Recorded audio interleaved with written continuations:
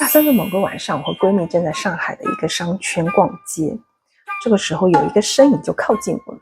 我觉得你们俩的形象非常适合当艺人。听到这种话，我们俩都侧过身去，轻声怀疑，但是呢，却抑制不住一种猜测，会不会是星探啊？对方递了一张名片给我，原来是家文化公司，他还邀请我们去他们的办公室，我们两个互相打气。这大晚上的，我们真的是跟着对方去了办公室了。现在回忆起来，怎么当时的胆子这么大呀？万一是恶徒呢？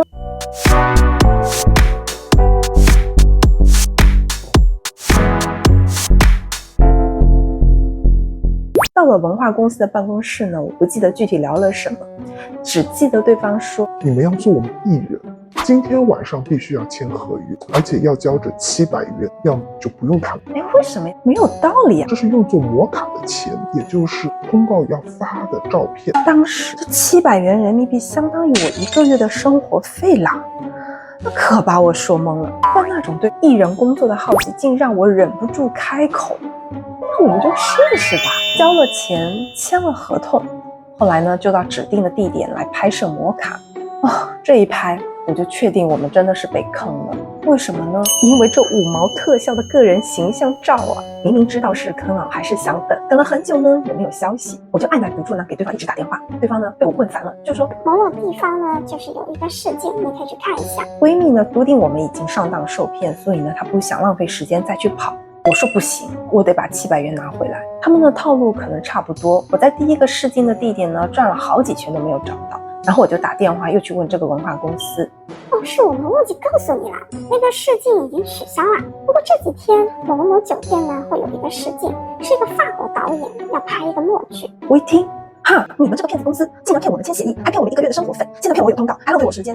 我可是读法学的，我知道怎么维权。对方呢也急了，矢口否认。我说那这次如果事情过了，钱都归我。对方说知道了，那你自己争取吧。将信将疑的呢，过了几天，我真的到他告知我的那个酒店去试镜。我戴着一顶不知道是蓝还是绿色的毛线帽，穿着一套非常厚重的黑色呢外套。那已经是上海的冬天啊，真的是冷到骨子里。到了现场呢，我犹如掉进了艺术生的人群海洋里，一下子我就感觉到巨大的形象打扮差距，更不要说待会儿要进行艺术方面的 PK 了。我也不知道将要经历什么，只知道要招5男5女，心里呢灰心极了。我在美国所读的法学院呢，在 US News 上面的排名一直是18上下，算是不错的法学院。同期呢，有一位中国大陆的女学生啊，她的英文程度和我差不多，但是她的本科，大陆的本科生，也就是台湾所说的大学生，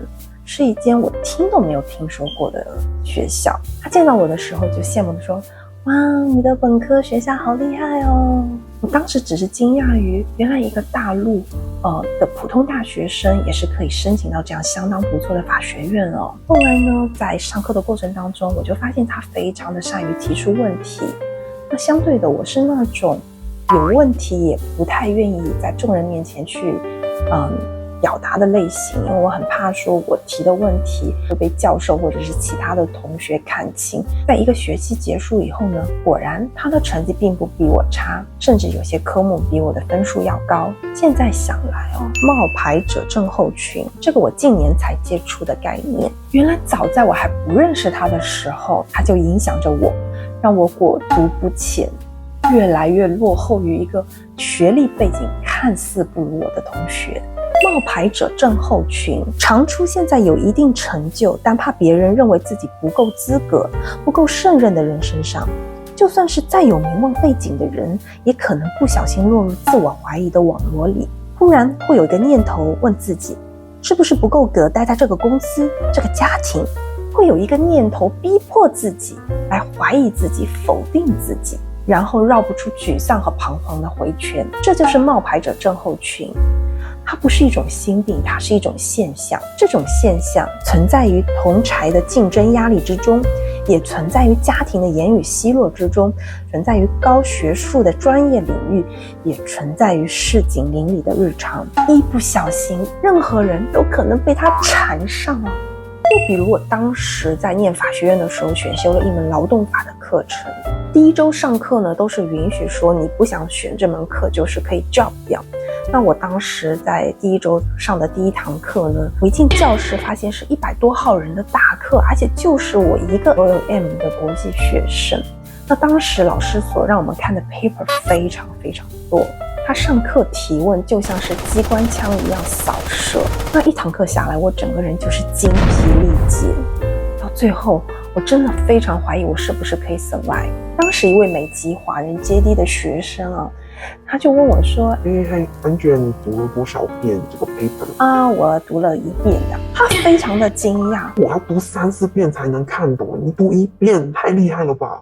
我无奈的摆摆手，我说我是没有时间读第2遍了。就这样，这是我至今唯一 drop 掉的一门课，也是自我怀疑最深的一次经历。回望过去，我才发现原来我也有慢排症症候群的症状，那它对我的负面影响已经是长长久久的了。可是随着我对这件事情的理解越深，我倒觉得也不全然是不好的嘛。美国一位精神科医师 John White本身呢，也是常常受邀在常春藤名校演讲的名人啊。他曾解释说，你若曾目睹蝴蝶如何挣扎，要摆脱虫茧的束缚，准会想拿剪刀帮他一把。湿漉漉的粘液好像十分碍事，他在阳光下试图展开翅翼，也是给这些东西累住了，总是不得要领。然而要蜕变就要挣扎，这是必须的。不经阻挠，未经挣扎，翅翼无法健康的长成。你的帮助真是要命啊，使它永远也飞不起来。未经过挣扎的人，就是不能飞舞的蝴蝶。飞舞的前提是挣扎，听起来有点老生常谈哦。但是呢，我在探讨罪犯心理的这些法学书籍里呢，也看到了相应的一些指引。在法学系的书单呢，有一本 Inside the Criminal Mind， 台湾翻译犯罪人格剖绘档案，里面提到大众会以为自卑是罪犯人格最大的心理问题，因为他们常常看起来消沉，而且怨气冲天。其实正好相反，他们的消沉是因为理所当然属于自己的东西没有得到，以及处在一个迫切想脱身的环境。大部分罪犯完全相信自己本质是好人，其实罪犯人格的自尊无比膨胀，因此才会特别为自己没有获得的东西报复社会。根据大量案例结果，罪犯只有真的到了绝望的程度才会有所改变。很多罪犯他会初步的尝试改变，但是常常半途会遗失改变的动机或者是坚持的动力。罪犯需要协助才能近距离的去了解自己的生活方式，发展出自我厌恶的心态。有了这种心态，一个误入歧途的人，他才有可能开始反省自己的错误，一步步的丢掉愤怒，丢掉怨气，丢掉理所应得的感觉。先有自我厌恶，再有反省，这个人的人生才有可能真正开始向上飞舞。前面提到试镜的现场，着大家精心装扮的妆容与服饰，当时非常的格格不入，恨不得转身就走。但是一想到那700元啊，一个勇敢的声音让死要面子，我竟然没有逃跑。反正谁也不认识我，豁出去了。第一轮海选呢，记得是30个人为一组，每组在酒店大厅排成一排。项目组呢会随机放音乐，一个个候选人轮流出来即兴舞动，然后需要按指示绕着大厅走动。就算是还不错的名校大学生又怎样？今天一定是糗大了。我马上暗示我自己，真没有人认识我，随便跳到忘我最好。从没想过我真的会在一大群不认识的人面前就这样一个人扭来扭去，而且是穿着厚重的黑色外套。我跳完我觉得非常的释放，从来没有过的快感。这时候我偷偷注意到坐在轮椅上的法国导演，他好像对我的舞蹈没有什么反应。一轮全部跳完呢，导演身边的翻译呢就点名了通过初试的候选人，那其他被淘汰的人呢就排着队向门口走去。我当时依依不舍地望着法国导演，没想到他竟然对身边的翻译说了什么。那个翻译突然叫住我，那个戴绿帽子的留下来吧。后来竟然还通过了复试，总之呢就这么意外的选上了。万万没有想到，第一次这样不顾颜面的憧憬竟然给我带来了意外的幸运。默剧拍摄了3天，结束的时候呢，剧组要向每一个演员所在的公司来结算费用，了解到每个人应该是1000元人民币。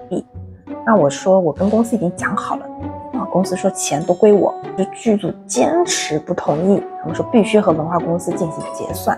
当时就急了，连忙解释。幸好这次这个文化公司他没有出尔反尔，电话里呢他就让剧组把钱直接都给我了。也许真的他很想把我打发走。最后我不仅收回了700元，我还另外赚到了300元，真是一个非常奇妙的经历。之前有看过不少冒牌者症候群如何对症下药的建议，大多数都有提到，就是要从他人的口中来获得对自我的肯定评价。说实话，有一定成就的人，他身边本身就不乏着赞美的言语，为何还是会有这种现象呢？因为自我否定是从内心而来的，而且捉摸不定。不过这些都不要紧了。前些年有一位史丹佛大学的校长，每次呢在开学典礼时，向那些考进斯坦福的天才新生严正的致辞强调说 You belong here。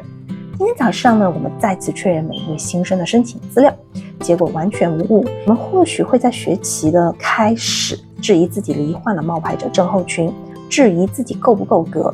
其实在场超过半数的教授也曾如此自我质疑。